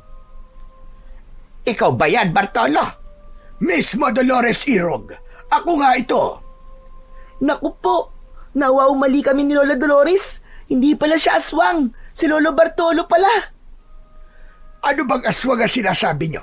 Sa gandang lalaki kong ito, napagkamalan nyo akong aswang. Wow naman! Ang bigat nyo! Kung bakit ba naman kasi nagtatago ka riyan? Alam mo namang madilim dyan sa may puno. Teka, ano po bang ginagawa nyo riyan, Lolo Bartolo? Nagbabantay! Nagbabantay o humahanap ka ng tiyempo para ako'y busohan? Ikaw, ha? Naman! Bakit ganyan ka mag-isip, aking Dolores na Irog? Bakit ka nga nagtatago dyan sa dilim? Ano ba kasi dahilan? Sabi ko nga sa'yo, para magbantay. Yun ang dahilan. Binabantayan ko kayo ng apo mo. Ang bait nyo naman po, Lolo Bartolo. Diba, promise ko nga yun. Nababantayan ko kayo ng lola mo para hindi kayo galawin ng aswang. Kung magsalita ka naman, parang kayang-kaya mo nga kaming protektahan. Di ba nagawa ko na yon? Nakalimutan mo na kagad. Salamat na lang sa pagbabantay mo, Bartolo. Ayos na kami ng apo ko. Sige na, makakauwi ka na at may ginagawa kami. Naku po, yung nakasalang natin, Rocco, baka nasobrahan na yun ang luto. Nagmamadaling pumasok sa loob ng kusina si Lola Dolores. Nakasunod naman sa kanya ang apo niyang si Rocco at Lolo Bartolo. Agad na inalis ng matandang babae ang nakasalang na puto sa steamer at pinalitan ng bago. Oh, ano yon? Ba't sumunod ka pa rito, Bartolo? Naisip ko lang na baka kailangan nyo ng tulong ko. Hindi na. Kaya na namin ng apo ko ang pagluluto nitong puto. Opo, Lolo Bartolo. Kaya na po namin to ng lola ko. Di kung ganon, sa labas na lang ako. Basta magbabantay ako habang tinatapos nyo ang pagluluto. Lolo Bartolo, pasensya na po pala dahil sinabuyan ka namin ng asin kanina. Ay, wala yon. Ayos lang ako, Rocco. Alam mo naman ako, mapagpasensya. O siya, sige, doon na muna ako sa labas. Hay nako, wala talagang kasawa-sawa ito si Bartolo. Mas makulit pa sa isang paslet. Lumabas na ng kusina si Lolo Bartolo. Ipinagpatuloy naman ng maglola ang pagluluto ng puto. Hindi pa natatagalan mula nang lumabas ng kusina si Lolo Bartolo nang marinig ng maglola ang sigaw nito. Napatakbo palabas ang maglola. Ganun na lamang ang gulat nila nang makita nilang tangay ng isang nakakatakot na aswang, si Lolo Bartolo. Lolo Bartolo! Tinangay siya ng aswang! Walang nagawa sina Lola Dolores dahil palayo na ang aswang at tangay nito si Lolo Bartolo. Hindi nagawang ipagtanggol ng matandang lalaki ang kanyang sarili laban sa kampon ng kadiliman. Dahil ang totoo'y wala naman taglay na kapangyarihan si Lolo Bartolo. Lakas at tapang lang ang puhunan niya. Subalit hindi yun umubra ng sandaling yun, lalo na't wala naman siyang anumang dalang sandata ng pagkakataong yun. Hindi niya nagawang kunin ang matulis na kawayan na naiwan niya sa may puno na kanyang pinagkublihan. Lola, ano pong gagawin natin? Tinangay po ng aswang si Lolo Bartolo. Baka po patayin siya ng aswang. Ay nako, paano ba ito? Patigas kasi ang ulo ng matandang yon. Hindi naman natin siya pinagbabantay. Ba't kasi may pabantay-bantay pa siyang nalalaman? Ayan tuloy ang nangyari sa kanya. Si Lola talaga oh. Huwag na po kayong magalit kay Lolo Bartolo. Tinangay na nga po siya ng aswang eh. Naiinis pa kayo sa kanya? Ay nako, ewan ko ba sa kanya? Pasaway kasi. Lola, kailangan po natin siya tulungan. Ipaalam na po agad natin sa barangay. Hindi na, Apo. Gagawa na lang tayo ng paraan. Ha? Paano po? Anong paraan? Hindi na sinagot ni Lola Dolores ang tanong ng apo. Maging siya man ay hindi pa alam kung paano matutulungan si Lolo Bartolo. Alam niyang taglay pa rin niya ang pagiging isang mambabarang at maaari niyang gamitin yun laban sa aswang na kumuha sa matandang lalaki. Kaya nga lamang ay ayaw niya nang balikan pa yun dahil ang nais niya takasan na ang paggawa ng masama at ganap na makawala sa naging kasunduan nila ng hari ng kadiliman. Gusto niya nang magbago upang hindi makuha ang kanyang kaluluwa sakaling mamatay siya.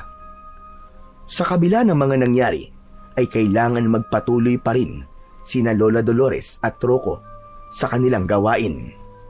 Nang araw na yon ay galing sa paglalako ng puto ang maglola. Hindi ganun kalakas ang pagtitinda nila ng araw na yon. Kaya lumipat pa sila sa kabilang baryo upang maipaubos ang nilalako nilang puto. Masukal ang lugar na kanilang daraanan papauwi. May pag-aalala ang matandang babae na tila kinakabahan. Masukal ang lugar na kanilang kinaroroonan. Sa ganung lugar ay pwedeng bigla na lamang magpakita ang aswang na kumuha kay Lolo Bartolo. Habang naglalakad ay nagtanong si Rocco sa kanyang lola. Kumusta na po kaya si Lolo Bartolo? Kahit paano ay nakakaawa siya, Apo. Sabi niyo po tutulungan natin siya, Lola. Oo, Apo. Hindi ko yun nakakalimutan. Eh kailan po? Paano kung patayin na po siya ng aswang? Hindi naman siguro. At malamang may dahilan kung bakit nila kinuha si Bartolo. Dapat po siguro, Lola Dolores, malaman na po natin kung saan nagtatago ang mga aswang para matulungan nating mailigtas si Lolo Bartolo. Isa lang ang paraan, Apo. Kailangan may mahuli rin tayong aswang na siyang magsasabi kung nasaan ang kanilang kuta. At tiyak, naroon din si Bartolo. Maghihintay pa po tayo na may aswang uli na magpapakita sa atin, ganun po ba? Sa gayon, ay yun ang tanging paraan, Apo. Dahil kahit sabihin natin sa barangay o sa kinauukulan, wala silang magagawa, Apo. Baka nga pagtawanan pa tayo, lalo na kung sasabihin nating aswang ang kumuha kay Bartolo. Nagpatuloy sa kanilang paglalakad ang maglola nang may marinig silang tila umiiyak. Ilang metro yun mula sa kinaroroonan nila. Matinis ang tinig ng umiiyak. Nahihirapan ito, kaya napahinto sa kanilang paglalakad ang maglola at nagkatinginan. Lola, naririnig niyo po ba yun? May umiiyak po. Pero bakit ganun? Napakatinis ng tunog ng kanyang iyak. Baka kung anong nilalang po yun, Lola. Baka isang uri po ng aswang. Mukhang hindi naman na po. Saka umiiyak siya. Baka po umaarte lang. Tapos kapag dilapitan natin, bigla tayong aatakihin. Mas maigi pa siguro ay subukan nating hanapin ang nilalang na yon. Iginala ng maglola ang kanilang paningin sa paligid para hanapin kung saan ba galing ang naririnig nilang pag-iyak. Hanggang nakita nila ang isang bagong buwal na puno dahil nabubulok na ang pinakaugat nito. Sa lugar na yon, narinig nila ang pinagmumulan ng iyak. Lola, sa lugar na to, andito po yung umiiyak. Tama ka, Apo. Dito nga. Parang nandito sa punong nabuwal. Hinawi ng maglola ang mga dahon ng puno. Ganun na lamang ang kanilang gulat at pagtataka nang may makita silang maliit na nilalang na nadadaganan ng sanga ng nabuwal na puno. Lola, may maliit pong nilalang. Kung di ako nagkakamali, isa siyang diwende, Apo. Ano? Diwende po. Kawawa naman siya. Hindi makaalis dahil naipit ng sanga ng puno. Aray! Maawa kayo sa akin! Tulungan niyo ako! Maawa kayo! Lola, humihingi siya ng tulong. Ano pong gagawin natin? Baka po kung anong gawin sa atin yan kapag tinulungan natin siya. Kulay puti ang diwending yan, Apo. Kaya alam kong isa siya mabuting diwende. Kaya tulungan mo akong iangat ng sanga ng puno na nakadagan sa kanya. Madali ka, Apo. Sige po. Sige po, Lola. Pinagtulungan ng dalawa na iangat ang sanga na kinaiipitan ng katawan ng diwende. May kabigatan yon, subalit nagtiyaga ang maglola upang maiangat yon. Nang ganap ng maiangat, ay pagapang na umalis ang diwende sa pagkakaipit sa sanga. Oh, hayan. Malaya ka na, puting diwende. Ligtas ka na. Parang may masakit pa rin sa kanya, Lola. Hindi. Okay na ako. Medyo masakit lang ang katawan ko.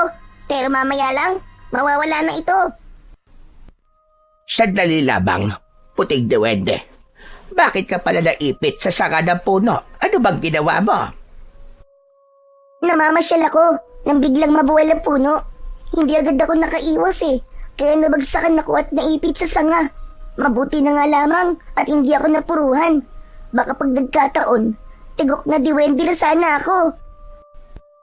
Teka, sandali lang. Di ba diwende ka? Dapat may kapangyarihan ka at nagawa mo makaalis sa puno. Oo, tama ka, bata. Diwende nga ako.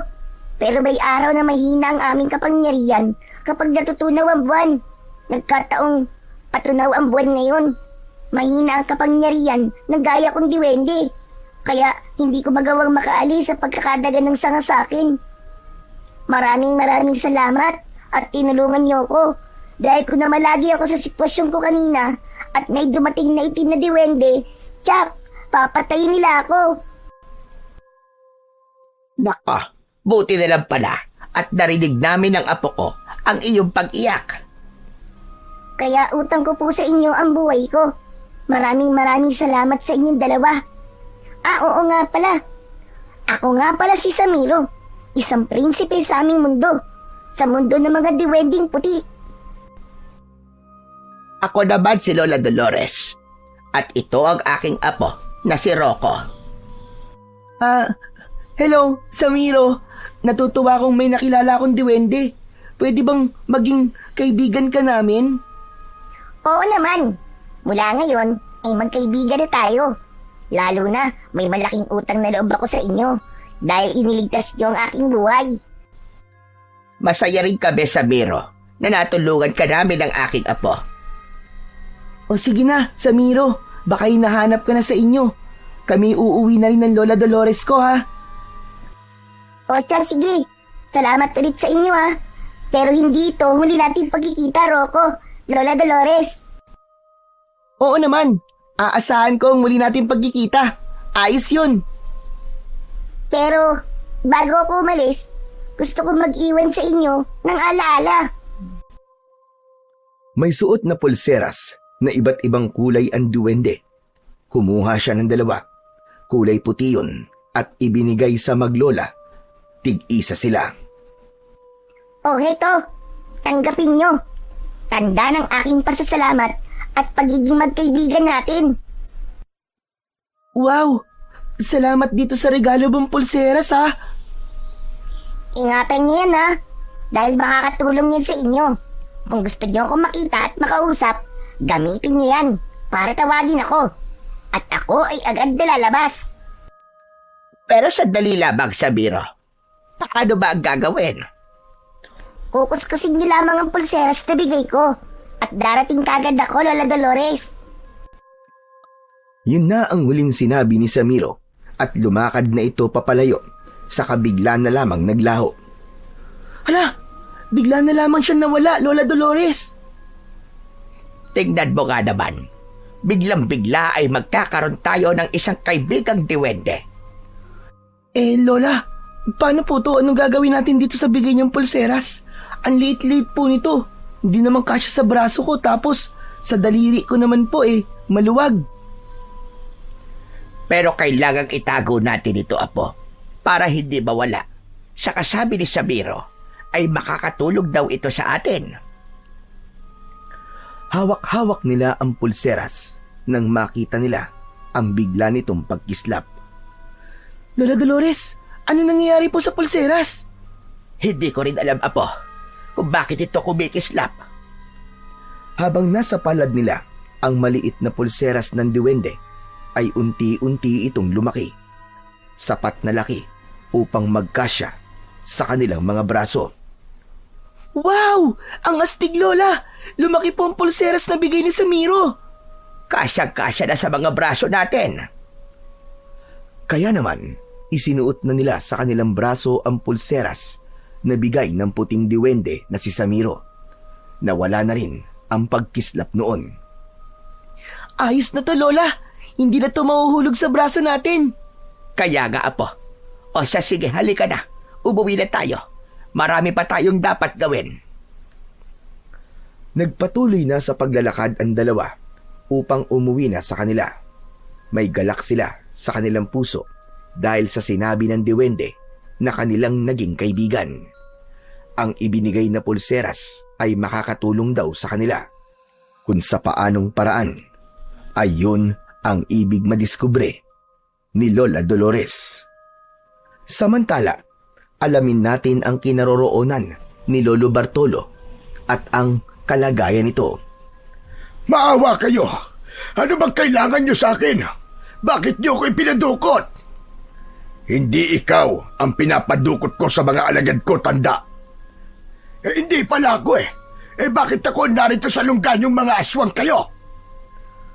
Pumalpak ang alagad kong inutusan. Pumapalpak din pala mga aswang na kagaya nyo.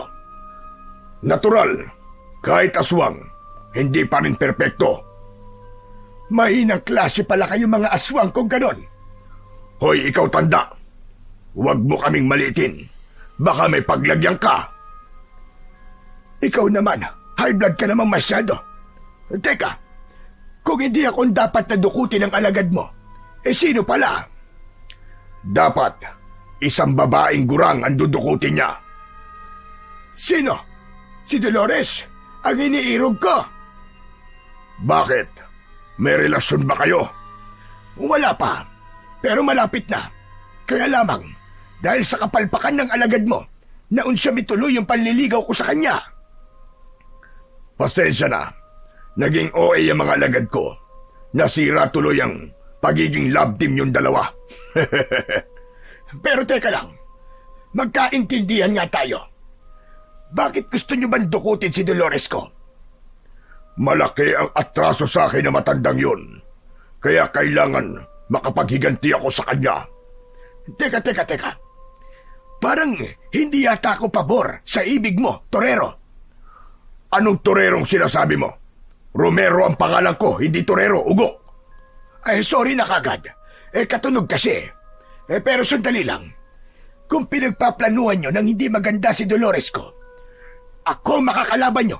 Dadaan muna kayo sa ibabaw ng aking bangkay. Aba, ang yabang mo rin tanda. Ang kapal ng mukha mo't sabihin yan. Bakit tanda? Sa palagay mo ba, may magagawa ka? Hoy! Hindi mo kilala tong kaharap mo, Romero. Bakit? Sino ka ba? Ako si Bartolo. Yun ang pangalan ko. Wala akong pakialam sa pangalan mo. Pero ano bang ipinagyayabang mo? Kaya mo ba ang aswang na kagaya ko? Bakit ko sasagutin ang tanong mo na yan? Ako na ang nakakalam nun. Parang gusto mong subukan ang kapangyarihan ng aswang na kagaya ko. Dapat nga, magpasalamat ka dahil buhay ka pa hanggang ngayon. Pero dahil sa kahambugan mo, mas tama sigurong tapusin na lang kita. Yung ba ang ibig mong mangyari? Tumahimik na lamang si Lolo Bartolo. Nag-aalala rin siya na baka tapusin na siya ng aswang, pero umaasa siya na papalayain lalo na kung nagkamali lang ang pagdukot sa kanya. Sa lugar ng maglola, tapos na silang maghapunan. Dahil linggo kinabukasan ay hindi na muna sila maglalako ng puto. Itinatalaga ni Lola Dolores ang araw ng linggo para sa kanilang pagsisimba. Isa din sa kanyang paraan upang ganap na makalaya sa kanyang maling desisyon noon. Iyon ay tuluyang makakalag sa kasunduan niya sa kadiliman. Ayaw niyang mapunta sa impyerno ang kanyang kaluluwa, bagay na ginagawa niya ng paraan habang malakas at buhay pa siya.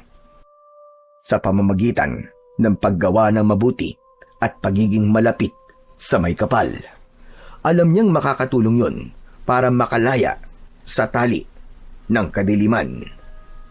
Subalit nang nahihimbing na ang maglola ng gabing yun, nagulat sila sa malakas na ingay sa labas ng kanilang bahay. Ingay yun ng mga nilalang mula sa kampon ng dilim. May mga aswang na muling dumating at alam ni Lola Dolores na siya ang pakay ng mga ito. Mas marami ang mga dumating na aswang. Lola, nandito na sila. Narinig mo rin pala sila, Rocco.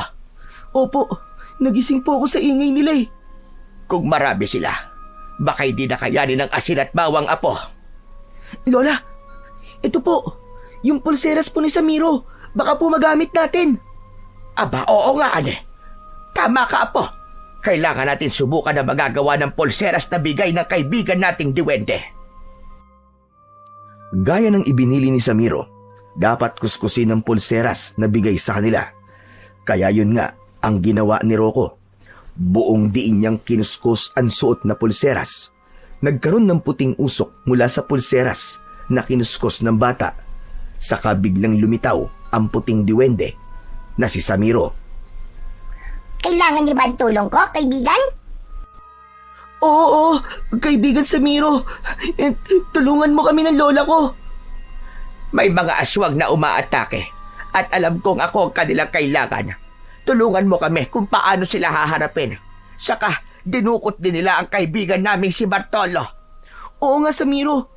Gusto kong tulungan mo kami para makuha sa kanila si Lolo Bartolo. Please, tulungan mo kami. Huwag kayong mag-alala. Andito na ako. Gagawin ko ang lahat para tulungan kayo.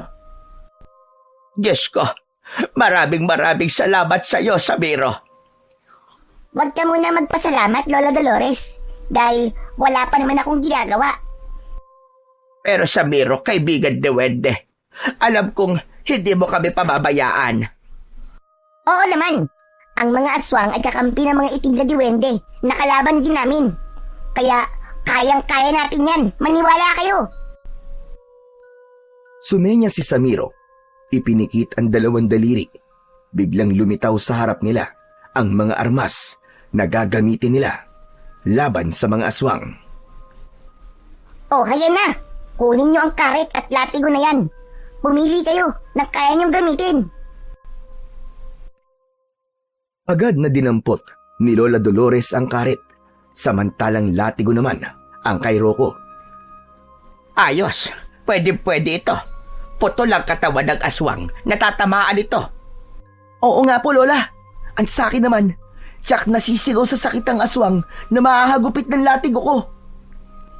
Hindi lang yan basta armas. Dahil may sariling buhay ang mga yan. Kailangang hawakan nyo lang at sila na ang kusang gagalaw upang labanan ang mga kampo ng kadiliman. Aba, ayos na ayos pala, Lola Dolores. Halika, lumabas na tayo, Apo. Kanina pa nag-iingay ang mga aswang. Inaabangan nila ang paglabas natin. Lola, tignan nyo, si Samiro. Nawala po siya. Oo nga, ane. Talagang ganun siguro, Apo. Naglalaho ang diwende kapag naibigay na niya ang kailangan nating tulong. Saka, maaari naman siyang lumitaw uli mamaya kapag kiluskus ko tong suot natin pulseras. Magkasama ng lumabas ang maglola para harapin ang mga aswang na tila kanina pa nag-aabang sa kanila. Tanga nila ang mga sandatang ibinigay ng kaibigan nilang diwende. Tama nga ang hinala nila. Nag-aabang ang mga aswang sa labas. Mula sa madilim na bahagi ay may tumawag sa dalawa. Dolores! Rocco! Ala, Lola, si Lolo Bartolo kasama ng mga aswang. Bakit nila dinala rito? Baka ibabalik na nila. Salamat at buhay pa siya. Salamat sa Diyos. Tulungan niyo ako! Pakiusap! Baka kung anong gawin nila sa akin kapag nagtagal pa ako sa poder ng mga aswang na to! Huwag po kayo mag-alala, Lolo Bartolo. Kami po ni Lola ang bahala sa inyo. Tama nga po ko, Bartolo. Kahit naiinis ako sa kakulitan mo, tutulungan ka pa rin naming iligtas sa mga aswang na yan. Biglang sumugod sa maglola ang mga aswang nakapanalig ni Romero. Mga initusan niya ang mga aswang nakalaban ngayon ni na Lola Dolores upang kunin ang matandang babae. Kaya lamang, hindi yun ganun kadali dahil handa silang harapin ng maglola. Akala yata ng mga aswang na yan ay natatakot tayo sa kanila, Lola. Tikman nyo ang bagsik ng hagupit ng aking latigo. Pinaikot-ikot at iwinasiwas ni Rocco ang kanyang hawak na latigo sa ere. Umuugong pa yon at lumilikha ng ingay. Tama ang sinabi ng diwending si Samiro. Tila nagkakaroon ng sariling buhay ang armas na ipinagamit nito sa maglola. Sa bawat hagupit ni Rocco ng latigo sa kalabang aswang ay napapahiyaw ang bawat tamaan nito. Lumalahid at nag-iiwan ng marka sa katawan ng mga aswang. Nagsimula na ring harapin ni Lola Dolores ang mga aswang gamit naman ang karit niya.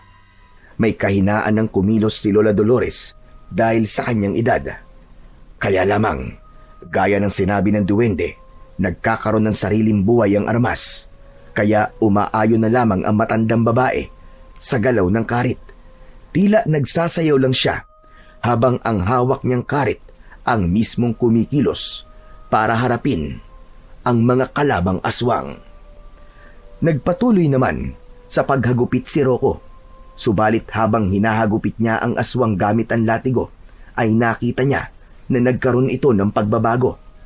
Napanganga sa pagtataka si Rocco dahil ang hawak niyang latigo ay biglang naging kulay pula. Tila isang bakal na nababad sa apoy. Nagbabaga ang latigo at tanging ang hawakan lang ang hindi. Kaya nahahawakan pa rin yun ni Rocco. Sige, ngayon, lumapit kayo sa akin mga aswang. Tignan ko kung ano mangyayari sa inyo sa sandaling dumikit sa katawan niyo ang aking nagbabagang latigo. Tila hindi naman natakot ang mga aswang. Hindi pa rin sila huminto sa pag-atake kay Rocco. Kaya kitang-kita ng bata kung paano umatungal ang mga aswang na yon nang madikitan ng latigo at nasunog ang balat ng mga halimaw. Samantala, mas bumilis naman ang paggalaw ng karit na hawak ni Lola Dolores.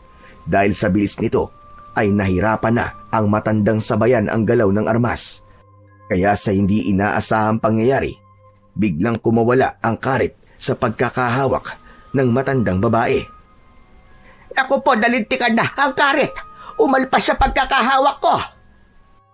Kaya lang, kitang-kita ni Lola Dolores na hindi naman bumagsak sa lupa ang karit, kundi Nagpaikot-ikot ito sa ere. May sariling galaw at pag-iisip. Tila bumirang ang karet na mabilis na umikot sa ere patungo sa katawan ng aswang na kanyang target. Putol ang bahagi ng katawan ng aswang nang tinamaan ng karet. Pagkatapos mapatay ng umiikot na karet ang aswang, ay nagpasirko-sirko ito sa ere patungo sa kinaroroonan ni Lola Dolores. Nang malapit na ito sa matanda, ay biglang huminto ang pag-ikot sa kanyang harapan. Sa kayon hinawakan ni Lola Dolores. Nagmistulang bumirang nga ang karet na kusang bumabalik sa matandang babae. Mangilang-ngilang aswang na lamang ang natitira dahil isa-isa na itong nagagapi ni na Lola Dolores at Rocco. Lumapit ang maglola sa kinaroroonan ni Lolo Bartolo na hawak ng dalawang aswang. Tulungan niyo ako! Dolores! Rocco! Huwag ka mag-alala, Lolo Bartolo! Tutulungan ka ng hawak kong latigo! Iwinasiwas muli ni Rocco ang latigo upang patamaan sa kanilang mga mata ang dalawang aswang na humahawak sa magkabila ang braso ni Lolo Bartolo. Tinamaan ang mga mata ng halimaw, kaya sa hapding naramdaman ay nabitiwan nila si Lolo Bartolo. Nagmamadali namang lumapit ang matandang lalaki sa maglola. Lolo Bartolo! Ligtas na po kayo! Hoy, ikaw, Bartolo! Wala na kaming utang na loob sa'yo, ha? Witsa tayo! Nailigtas ka na rin dami ng apo ko! Hindi kumibo si Lolo Bartolo. Nanatiling tahimik lamang ito. Lola, wala na mga aswang. Natakot na at tumatras sila. Bumalik na tayo sa loob ng bahay. Halika na! Subalit nang lumakad na ang maglola upang pumasok ng bahay, ay hindi sumunod sa kanila si Lolo Bartolo. Nakatayo lang ito at nakatingin sa kanila. Lolo Bartolo, ano ba pong ginagawa niyo dyan? Tara na po. Doon po muna tayo sa loob ng bahay. Aba, mukhang nag-iinerte pa yata ang isang ito. Ayaw yata pumasok sa loob ng bahay natin. E di iwan na lang natin. Baka mas gusto niyang mamalagi dito sa labas. Kaya bahala sa dyan. Tara na. Nang makahakbang na ng papasok ng bahay ang maglola, ay biglang umungol si Lolo Bartolo. Kasunod nun ay ang pagbabago ng kanyang anyo. Naging isang nakakatakot na aswang, isang halimaw na nais silang atakihin. Biglang sinunggaban ng halimaw si Rocco. Walang hiya ka! Hindi ka pala si Bartolo! Isa ka palang aswang! Nagpanggap kang si Bartolo! Niloko niyo tayo, Lola! Naisaan tayo! Maigpit na hinawakan ni Lola Dolores ang armas na karit at inundaya ng aswang na nasa kanilang harapan. Nasugatan yun ng matandang babae. Dahil sa sakit na nararamdaman, ay nagtangka naman itong tumakas. Subalit ilang hakbang pa lamang papalayo, ay pinagana naman ni Rocco ang kanyang armas na latigo, kaya pumulupot ang latigo sa braso ng aswang. Hindi nakalayo ang halimaw hanggang sa humigpit ang latigo sa katawan ng aswang. Napasigaw ito ng malakas hanggang ang paghigpit ng latigo ay nagpatuloy. Higpit na humati sa katawan ng aswang. Tumilamsik pa ang dugo nito at ang kalahati ng katawan ay bumagsak sa lupa. Wala nang buhay ang aswang nang tigilan ng latigo. Nagkatinginan na lamang ang maglola sa mga nangyari. Nakakagulat yun.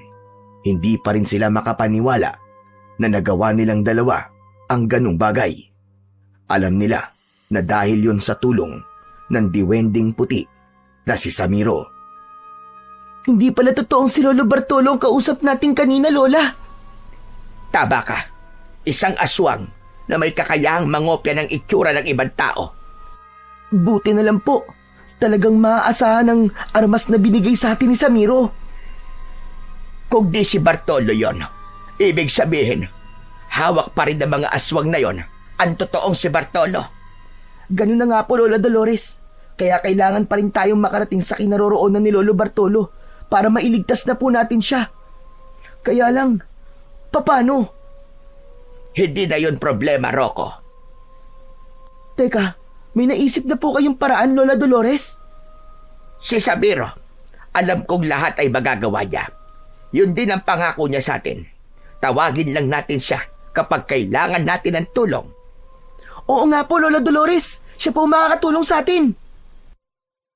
Hindi na nagsayang pa ng panahon ang maglola. Ngayon naman ay si Lola Dolores ang nagkuskus ng suot niyang pulseras. Minsan pa, lumikha ng usok ang kinuskus na pulseras. Mula sa usok ay lumabas ang diwending si Samiro. Mga kaibigan, ano maipagdilingkod ko sa inyo ngayon? Samiro, kailangan namin ng tulong mo. Dapat kaming makarating sa kinaroroonan ng kapitbahay kong si Bartolo. Ililigtas namin siya, kaibigang Samiro. Madali lang yan. Masusunod, mga kaibigan. Kaya lamang, hindi ako maaaring sumama sa inyo. Delikado para sa akin. Po, delikado? Bakit po? Sapagkat nasa lugar sila na siyang lunggarin ng mga diwending itim. Mahirap kung nag-iisa akong pupunta ron.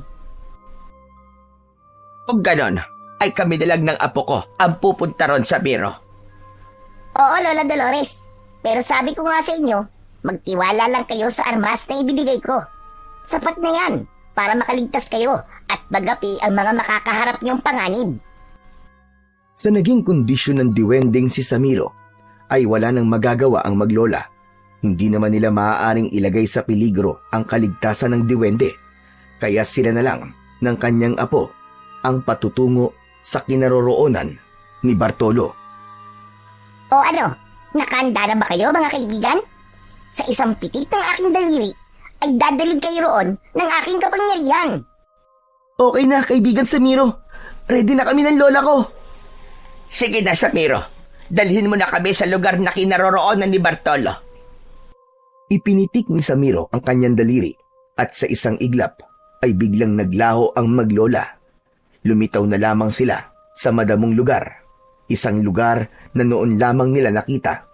Sa lugar na yun nila, hahanapin si Lolo Bartolo. Anong lugar na kaya itong pinagdalan sa atin ng kapangyarihan ni Samiro, Lola? Malayo ito sa lugar natin, apo. Saan kaya dito naroon si Lolo Bartolo? Halika, apo. Maglakad-lakad tayo. Tutal maliwanag sa lugar na ito. Walang tiyak na pupuntahan ang maglola.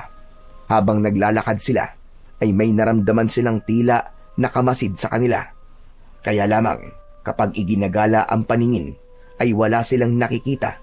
Subalit, nararamdaman nilang may iba pang nilalang sa kanilang kinaroroonan. Lola, ano po kaya yun? Hindi ko rin alam, apo. Basta, maging handa na lamang tayo. Opo, Lola. Handang-handa na po ako. Basta wag kang lalayo sa akin, apo. Kailangan magkasama tayong palagi. Habang pareha silang nakikiramdam sa paligid, nang biglang gumalaw naman ang lupa na kanilang kinaroroonan. Wari may buhay ang lupa at humihinga ito. Lola, parang lumilindol. Umuuga ang lupa. Oo, apo. May kung anong gusto lumabas mula sa ilalim ng lupa. Lola, ano pong gagawin natin? Huwag ka mataranta, apo. Kumalma ka lang. Ako ang bahala. Patuloy sa paggalaw ang lupa hanggang nagkaroon yun ng bitak at mula sa ilalim ng lupa ay lumabas ang isang kakatwang nilalang. Isang nilalang nakawangis ng isang malaking sigbin na may makakapal at balahibong tila tinik. Ang mga mata ng hayop ay namumula. Ang pangil ay matutulis na may laway pa na tumutulo na may kasamang dugo. Malalaki at matulis ang dalawang tenga. Nakakatakot ang itsura ng naturang nilalang. Kala mo ay nanggaling yun sa impyerno. Nakamasid sa halimaw si Lola Dolores at Rocco. Lola, ano pong nilalang yan? Isang uri ng aswang na namamahay sa ilalim ng lupa. Umatungal ang aswang at handang atakihin ng maglola. Subalit kanina pa nakapwesto sina Lola Dolores at Rocco. Kaya nang kumilos ang aswang, ay agad namang iwinasiwas at pinanghagupit ni Rocco ang hawak na latigo. Paulit-ulit yun. Sa bawat hataw ni Rocco ay lumalahid yun sa katawan ng aswang na nasa kanilang harapan. Upang lalo pang palakasin ang epekto ng latigo, ay muli itong nagbaga. Kaya naman, lalong nagwala ang aswang nang hagupitin ni Rocco.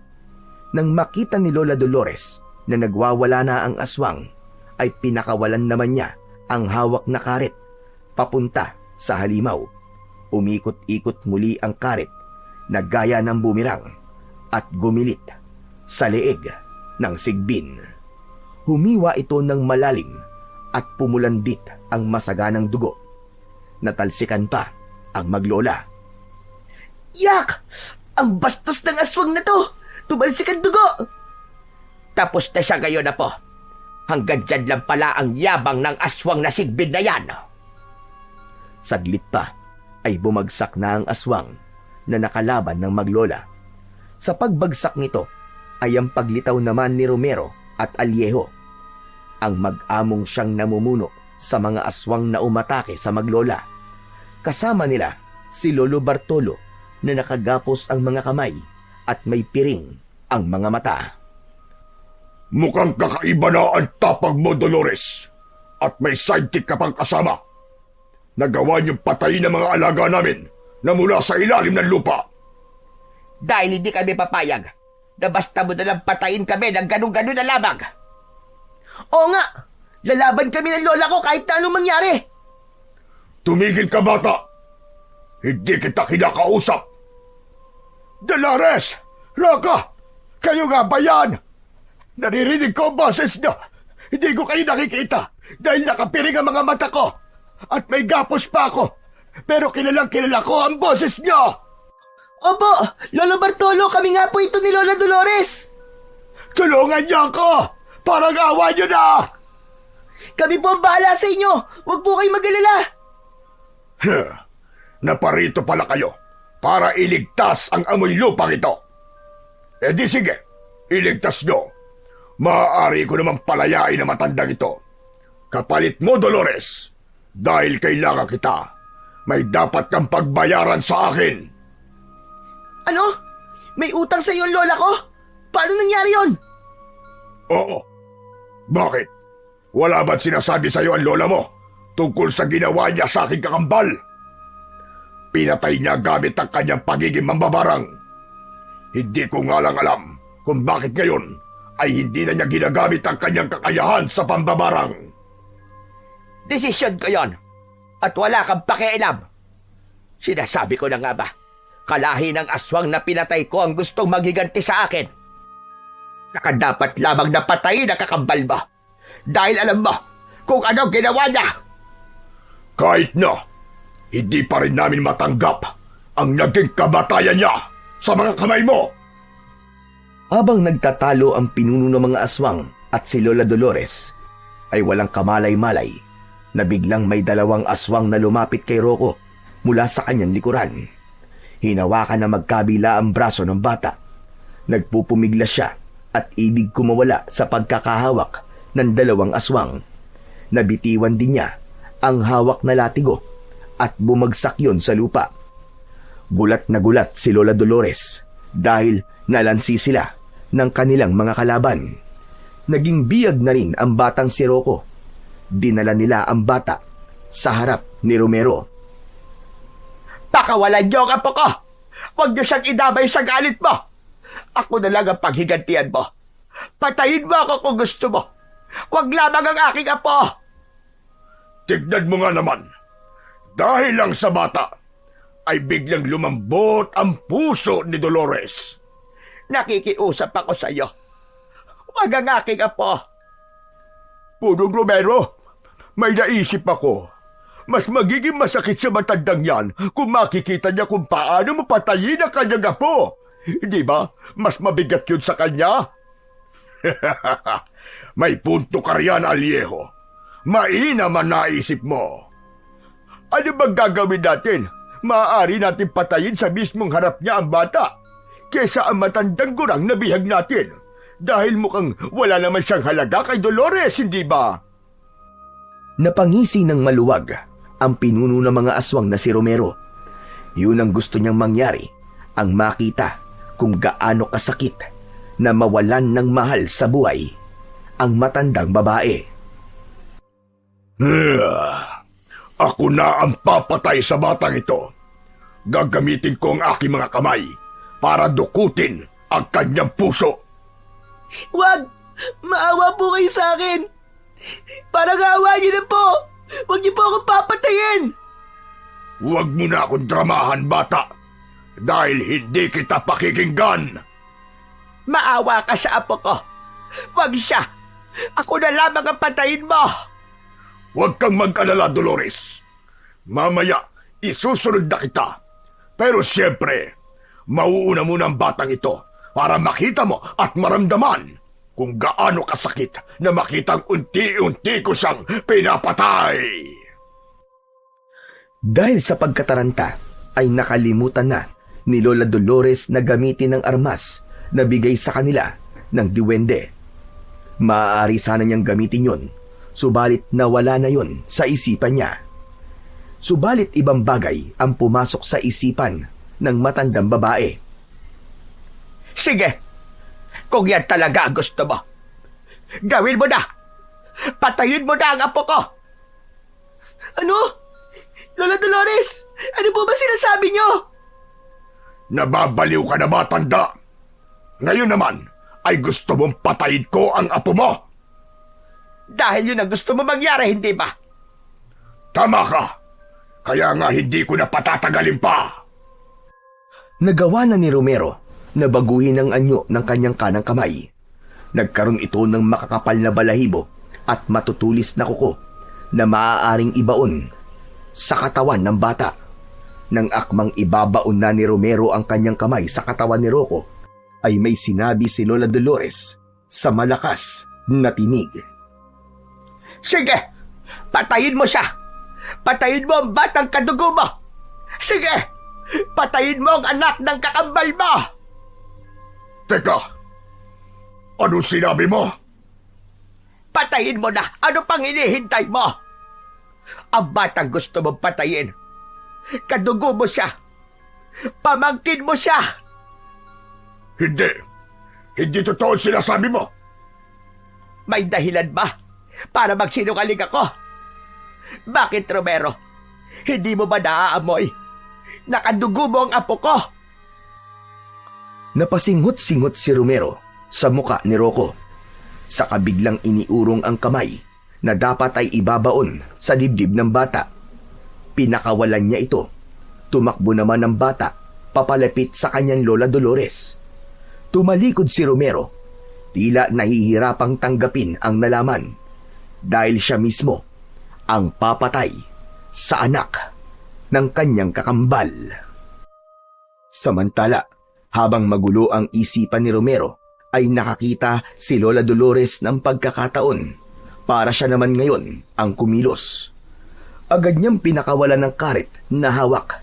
Umikot-ikot yun sa ere at tumama sa katawan ni Romero na noon ay nakatalikod. Mabilis ding hinagilap ni Rocco ang latigo na kanina ay nabitiwan niya. Pinaikot-ikot yun at ginamit upang hagupitin ang lahat ng aswang na nasa kanilang paligid. Gaya ng mga naunang ginawa ni Rocco, sumusunod lang siya sa kung anong galaw ng latigo na may sariling buhay. Hindi naman tinigilan ng karet si Romero.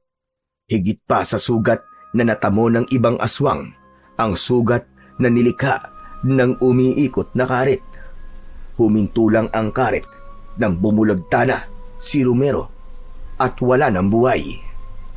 Maging si Alieo na kanang kamay ay sugatang bumulagta.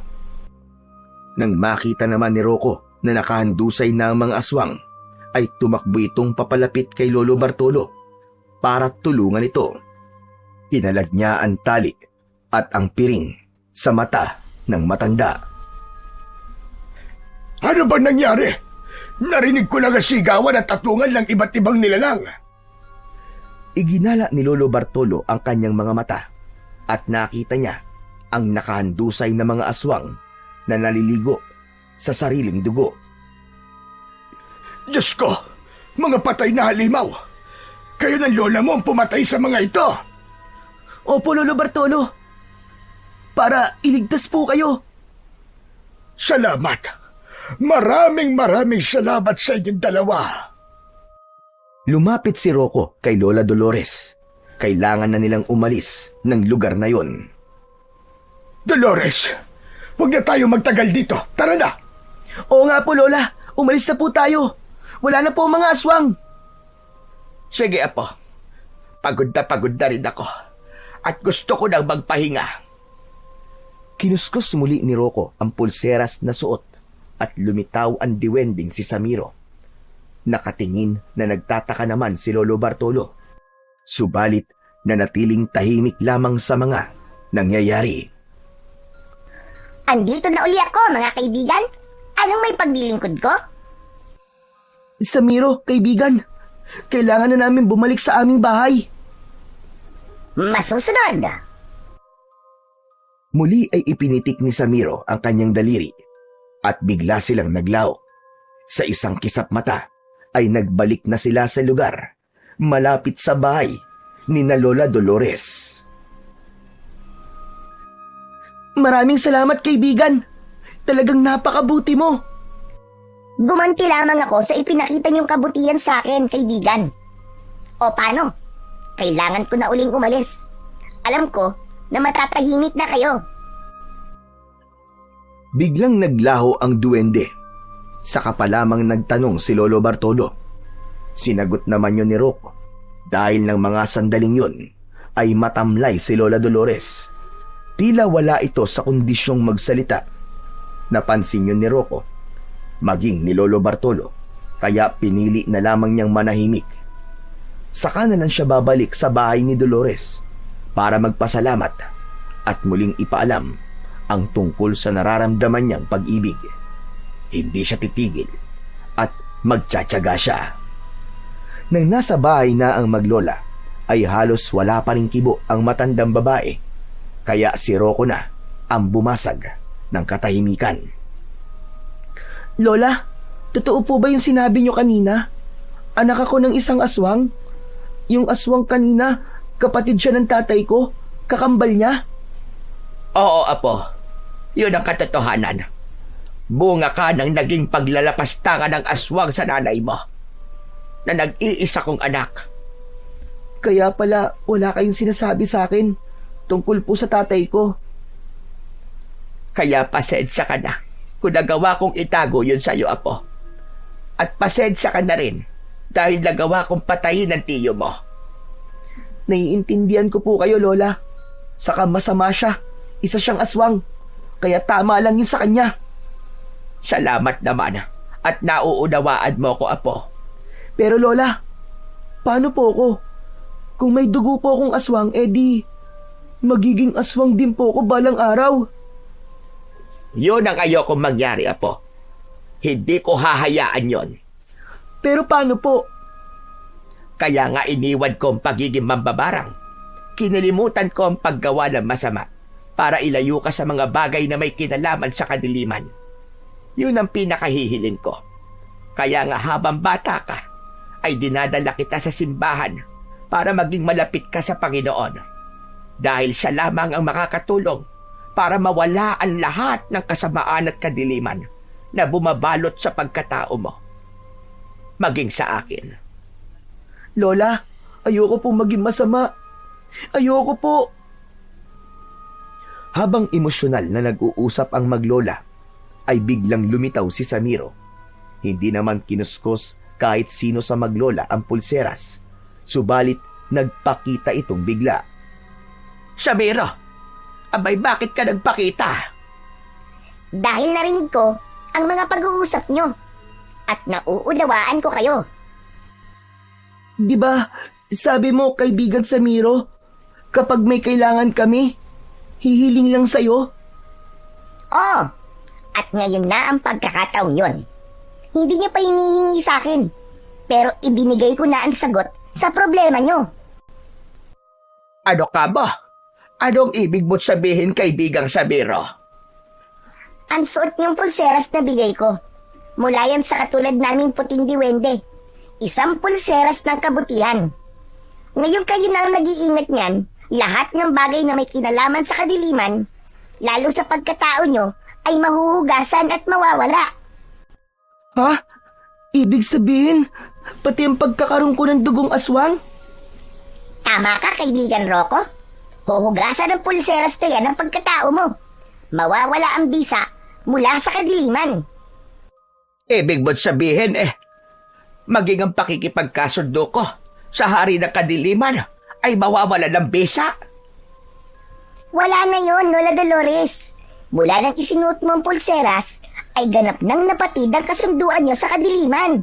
Kaya magiging malaya ka na at nakakapamuhay na kayo ni Rocco ng ligtas at payapa. Naluwa si Lola Dolores sa mga sinabi sa kanya ni Samiro. Napayakap siya sa kanyang apo. Tanging pagpapasalamat ang lumabas mula sa bibig ni Lola Dolores.